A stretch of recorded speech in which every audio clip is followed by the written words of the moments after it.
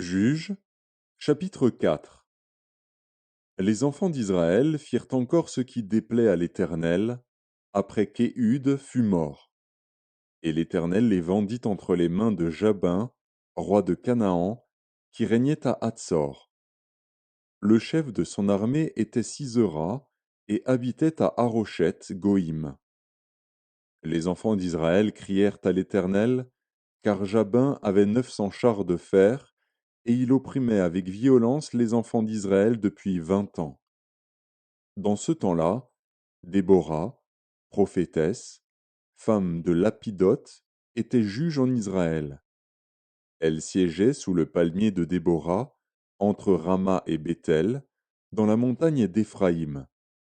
Et les enfants d'Israël montaient vers elle pour être jugés.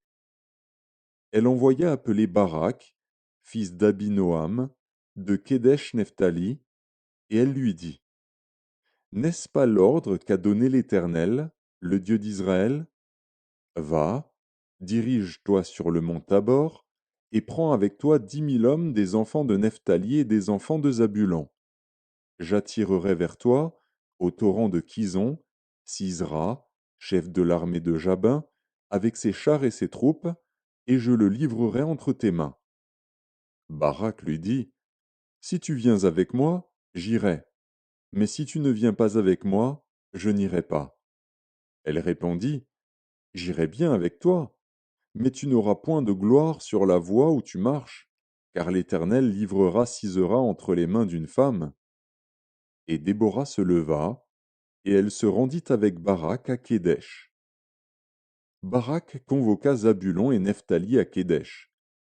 10 000 hommes marchèrent à sa suite, et Déborah partit avec lui.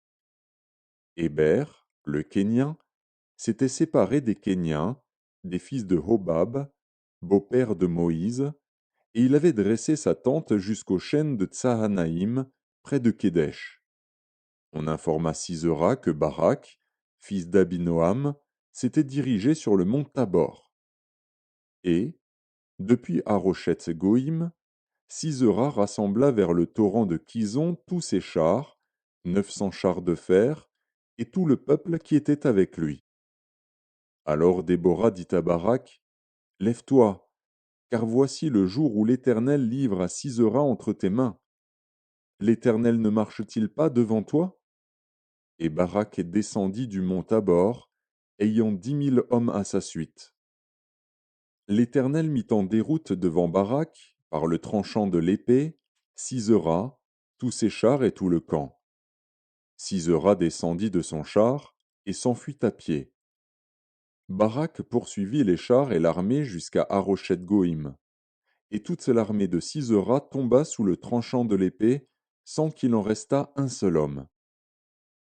Sisera se réfugia à pied dans la tente de Jaël, femme de Héber, le Kénien, car il y avait paix entre Jabin, roi de Hatsor, et la maison de Héber, le Kénien. Jaël sortit au-devant de Sisera et lui dit: Entre, mon seigneur, entre chez moi, ne crains point. Il entra chez elle dans la tente, et elle le cacha sous une couverture. Il lui dit: Donne-moi, je te prie, un peu d'eau à boire, car j'ai soif. Elle ouvrit l'outre du lait, lui donna à boire, et le couvrit. Il lui dit encore: Tiens-toi à l'entrée de la tente, et si l'on vient t'interroger en disant: Y a-t-il ici quelqu'un? Tu répondras: Non. Jaël, femme de Héber, saisit un pieu de la tente, prit en main le marteau, s'approcha de lui doucement, et lui enfonça dans la tempe le pieu, qui pénétra en terre. Il était profondément endormi et accablé de fatigue, et il mourut.